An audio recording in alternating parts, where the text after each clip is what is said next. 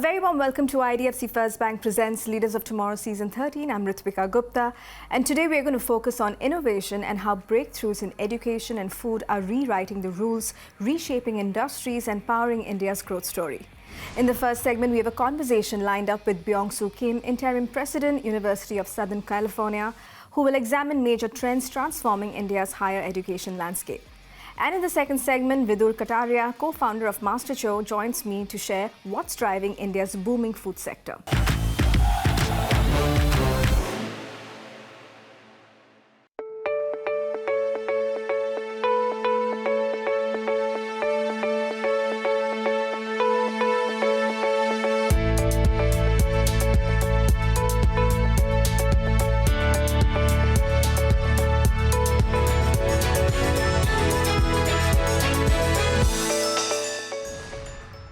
President Kim, welcome to Leaders of Tomorrow. It's a pleasure to have you on ET Now today. It's a pleasure to be here.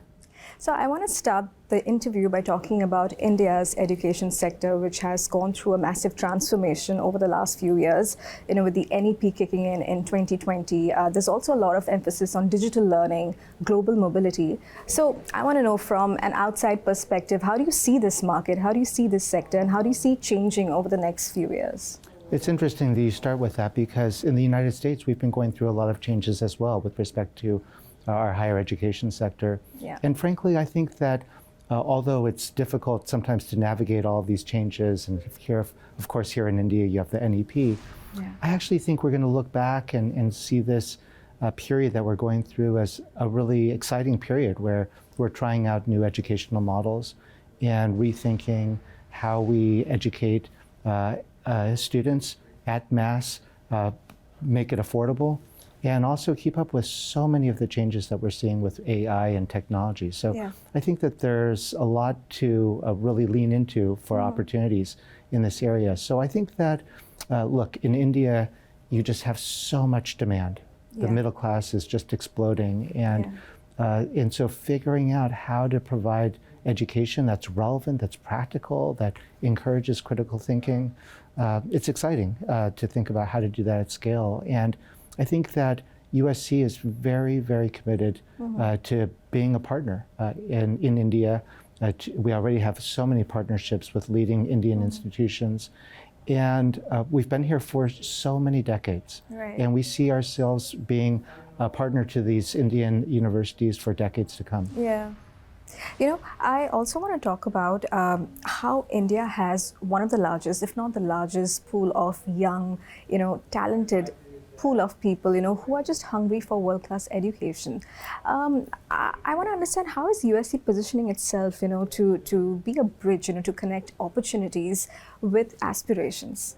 I love that question because I think that there was a time when people thought of education as really, you just read books and you study what happened in the past, and then you figure out the professional skills you're going to need separately. And USC has always prided itself on taking a somewhat different approach. We certainly emphasize the traditional learning, but at the same time, since our founding, we've always focused as well on ensuring that students have the relevant practical skills and experiences that they need in order to thrive professionally.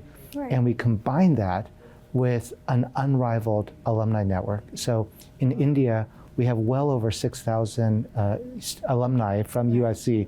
In India, we have over 2,000 students from India who are now at USC. And I think it's just really exciting thinking about how we can strengthen this partnership that we have. And how do you see the US-India partnership collaboration, evolving over the next few years, especially in areas like education, technology, and perhaps even other higher impact sectors? Well, I think that really there's so many opportunities to build on the relationship of collaboration and partnership that we already have. So first of all, I just have to comment, this is my first time in India, and it's just been an amazing experience.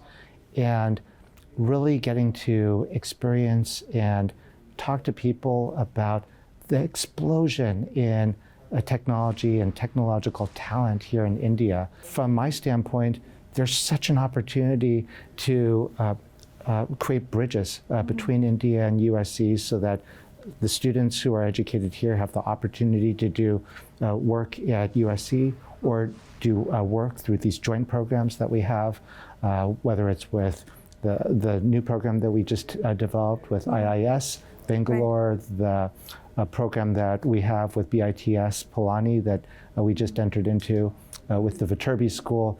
We also have all sorts of joint programs involving our Marshall School of Business, our Dornsife College, and we can talk more about all these things, but later today I'll actually be going to Reliance Hospitals and we'll be signing an MOU to build on the Center of Excellence that we have there and really lean in together to the way that AI and all these digital technologies are changing healthcare and creating opportunities for Reliance and other hospitals to really expand the access.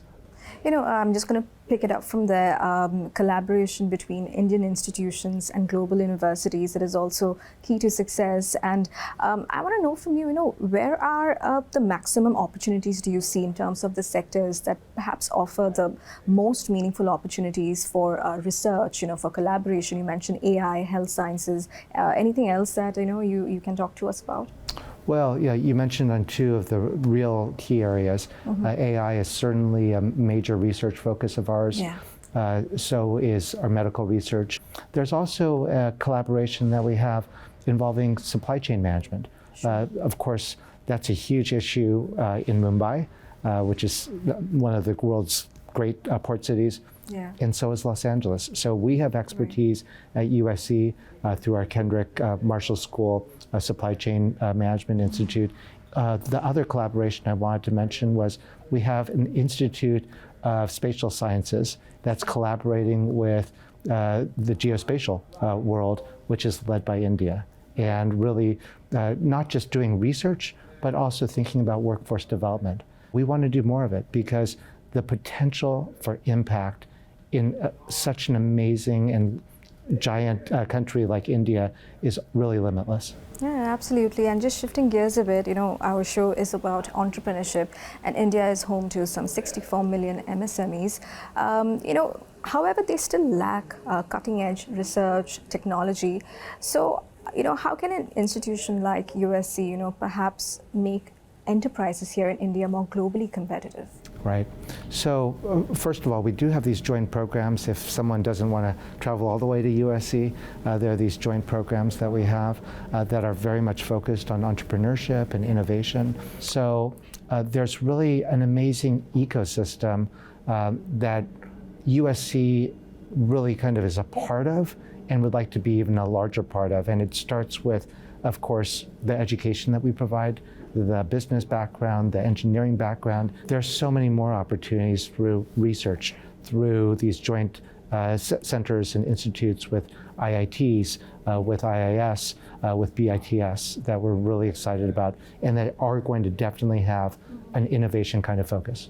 So for all the entrepreneurs watching this show today, can you just walk us through the kind of in-house programs that you have, that you offer? Because, USC has a knack to spot ideas, to kind of convert research into scalable companies. So just by way of, takeaways, for the entrepreneurs watching the show, can you just walk us through the kind of programs available at USC? Well, let me say that innovation is not the whole of what we do, but it's a really important component. And there's going to be pure research that should be done that universities like USC can drive. There's going to be research in the humanities and in the social sciences that are really important to do. I think that particularly during this period that we're in, really thinking intentionally about research that is relevant to the private industry and the private sector that is going to have a real ROI in terms of patents, licensing revenue, spinning off startup companies.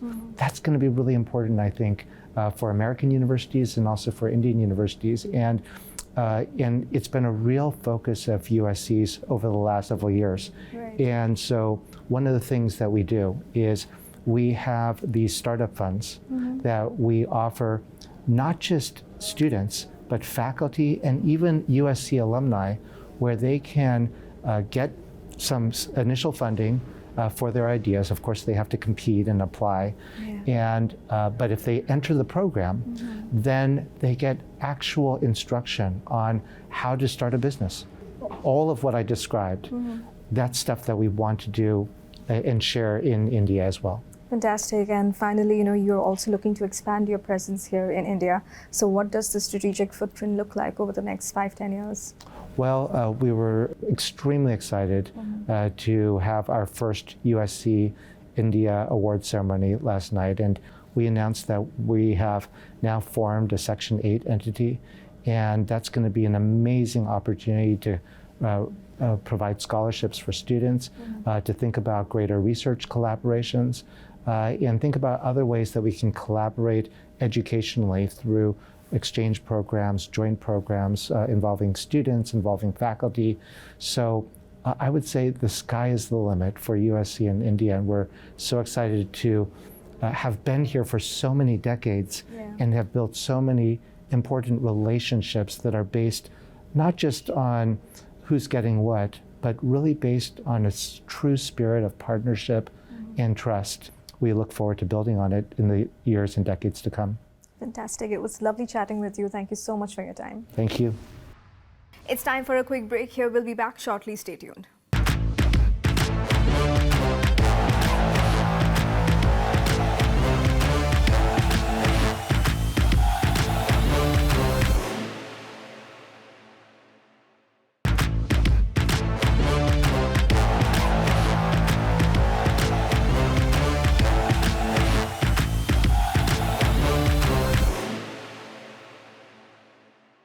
Welcome back. You're watching IDFC First Bank Presents Leaders of Tomorrow Season 13.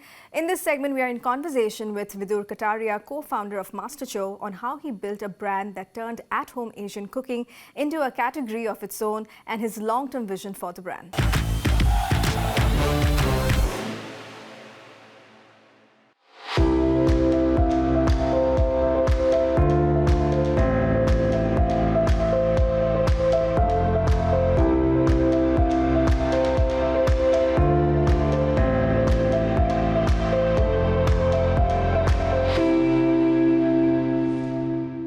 Vidur, welcome to Leaders of Tomorrow. Glad you could make time. Yes, great speaking with you, Ritwika.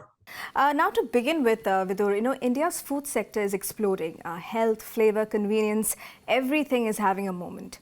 If you had to explain what's really driving this boom, how would you break it down? When we even started MasterChow, we had 3 steps that we wanted to follow. And how the consumer is moving in today's age is just brilliant. Number 1 is that we all want convenience. And that comes in as a factor because everyone has so much going on in their lives that food is something that they want something really good, but they want it really quick.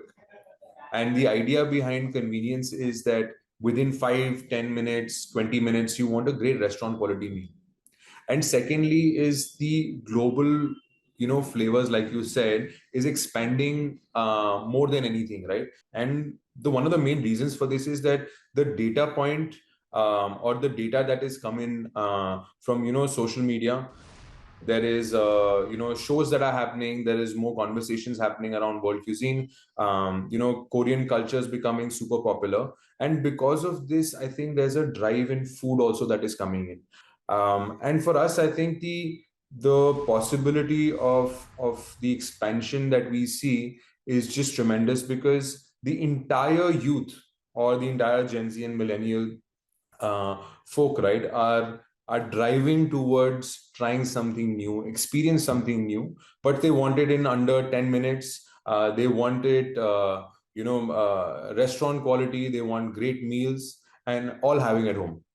Now, MasterChow has basically made at-home Asian cooking a new category in India's food space. What was the inspiration behind MasterChow and how were you convinced that the market was ready for something that nobody had tried yet? I've been cooking noodles for the last 10 years. And it was me and my co-founder, Siddhant, who started this, noodle brand called Walk Me in Delhi. So we guys created something that gives you a good, affordable price with really, really high quality ingredients. And we guys did that for 5 years. And the one thing that kept coming back to us, people kept saying that, look, I want to make the same food at home. It was always in the pipeline for us. that we wanted to, maybe go into FMCG. But during the pandemic, our entire business model changed. We actually went in the mode of survival in order to save our business because all restaurants were shut down. The calls started coming in from customers that, look, we really miss that flavor and we want to make this at home. And for us, this is how the beginning of MasterChow began, which was in late of 2020. We have so many insights of what the consumers wanting, what the flavor they want, what are the the quality of the ingredients that they require. How can we make it easy for them to cook at home? Because COVID and the pandemic just changed everything. Now people don't want to eat it. I mean, they want to eat at home, but they are damn sure of what they want to eat. They want something that is, completely fresh. And that's what one of our mottos are, right? Quality, freshness, and flavors are the three things that we always work on. So for us, our expansion has always been through this, and our latest campaign also states this, which is not mangaya, ghar pe banaya. And that's what we're trying to push, that look, you don't need to go outside.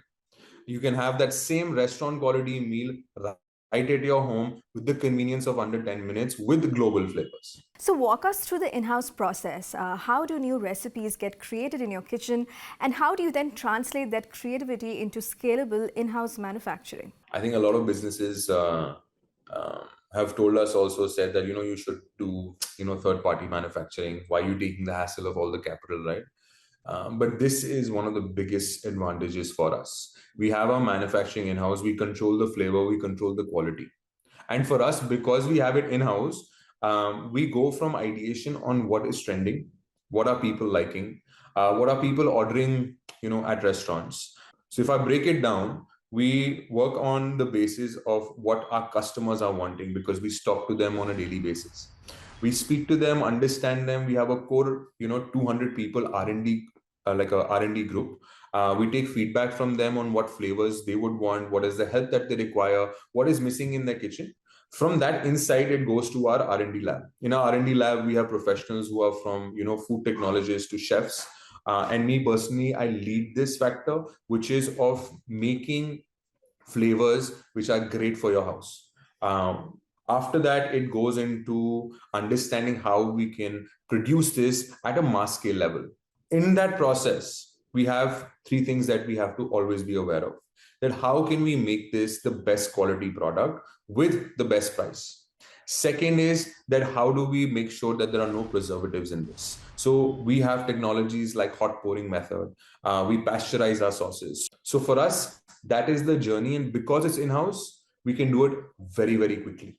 And within a month, we can do the complete launch from packaging, design, flavor, and everything, because testing happens in the first week itself. Now, with MasterChow spread across D2C, quick commerce, and retail, how do you evaluate the strengths and limitations of each channel, and where are you seeing the most sustainable growth? So I think it's very interesting. All the three channels, right, which is D2C, QCom, and offline retail, they all have their advantages, right? For us, D2C is about building loyalty. QCom is a mammoth, right? It is, in the last 4 years, is scaled distribution for anyone and everyone who wants to build a brand, right? So QCom for us is solving for trials. It is solving for, that initial recognition for entering into new households. That is one of the biggest purposes that's solving. And offline is, again, it's the oldest playbook which is there in the business. Which helps you build repeats, it helps you build sustainability, it helps you build consistency. So all three play a different role, but definitely, in the long run, the most sustainable one would be the offline retail. So Vidur, I also want to talk about consumer behavior. Gen Z and millennial consumers are showing a clear shift towards DIY cooking. What, in your view, is driving this behavior change, and how is MasterChow ensuring it captures this trend in a way that's sustainable and not seasonal? I'll answer this with an example of how we launched a product. The amount of data access that everyone has now, everyone's on social, whether it's on Instagram, whether it's on Facebook, whether it's friends and family on WhatsApp. Everyone knows everything, what's going on all around the world, and all our feeds are based on the factor not just on your locality, but what your interest is. So, for example, in the year of 2022, there was a lot of chili oil videos that were coming in. For us, this became, a way of understanding, look, this is a trend that is capturing, and making chili oil is quite tough. So we took this as an opportunity and understood that, look, if there is a driving force happening from the back end and there's such tailwinds where people are searching and wanting chili oil, why not present this? And for us, this was one of our biggest successes. And today, we are #1 brand of chili oil all across India. So the same way how global trends are catching up. So people now or the generation now is going into an aspirational mode that, look, they want to upgrade themselves. They don't want to have some basic chutney again. I'll give you a small example. The travel for Vietnam started increasing a lot for Indians going to Vietnam. And because of that reason, people were engaged with their kind of cuisine. When they're coming back, that's the flavor that they want. That's why you'll see so many more Vietnamese restaurants opening up. There are more Vietnamese products that are coming up. And even for us, and that's one of the lines that we are going to be introducing soon. People are moving towards that direction. Then, why not be in that same wave as them? So Vidur, you have been an engineer, a musician, and now an entrepreneur. Tell us, what's one lesson from each chapter of your journey that continues to shape how you build and lead MasterChow today? So it's quite interesting. For me, I mean, people say you're an engineer now, what you're doing, right? You're selling food. But being an engineer has taught me to be logical and, breaking down the problems and solving it one by one. And that's huge. Being a musician has made me creative. It has made me understand how to be patient. And the third thing is, it has helped me, think outside the box. And being an entrepreneur, it is, it's something else, right? You have to understand the hustle has to be there. A person needs to be consistent. So with all three of my journeys, right, there's something that I've picked up and which has helped me really, build MasterChow. It's helped me streamline myself. Like, this is how I need to go forward in life. So all three steps have helped me at some point in my life. And finally, tell us, what is your long-term vision for MasterChow in the next 3 to 5 years? I mean, I could give you, look, the brand needs to be at this many numbers or this many, households. But the ultimate goal is that when you think about Asian food at home, you think about MasterChow. And that is the ultimate dream. And that is what we are building for. In the next 12 to 18 months, we'll be targeting of increasing our households by almost 20 lakhs. We're expanding in offline retail. We are expanding our categories that we'll be launching. So it's an exciting year ahead, and the entire team at MasterChow is so positive. And the support that we're getting from customers, I believe that we can reach our target. Well, this was a fantastic chat. Thank you so much for joining us today, Vidur. Thank you, Ritwika, for having me. And this was amazing. Thank you. With that, it's a wrap on this edition of IDFC First Bank Presents Leaders of Tomorrow Season 13. We hope you enjoyed the episode. Thank you for watching. Goodbye.